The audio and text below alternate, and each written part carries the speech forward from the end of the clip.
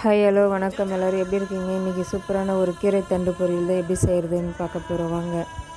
அடுப்பில் ஒரு பேன் வச்சுக்கோங்க. ஒரு 2 டீஸ்பூன் சமையல் ஆயில் விட்டுக்கோங்க. ஒரு அரை டீஸ்பூன் கடுகு, அரை டீஸ்பூன் வெள்ளை உளுந்து போட்டுக்கோங்க. 2 பொரிஞ்சு வரட்டும்.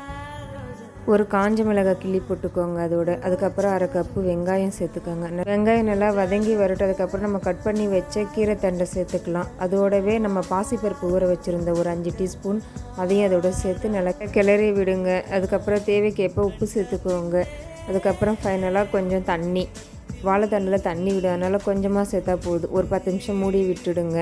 டிஸ்டர்ப் பண்ண தேவையில்லை. அப்படியே நல்லா வெந்து வரட்டும். அதுக்கப்புறம் திருகின தேங்காய் ஒரு அரை கப்பு சேர்த்து நல்லா கிளறி விட்டு சூடாக சர்வ் பண்ணுங்கள். இந்த வீடியோ பிடிச்சிருந்தால் லைக் பண்ணுங்கள், ஷேர் பண்ணுங்கள், கமெண்ட் பண்ணுங்கள். உங்கள் ஃப்ரெண்ட் அண்ட் ஃபேமிலிக்கு ஷேர் பண்ணி விடுங்க. தேங்க்யூ.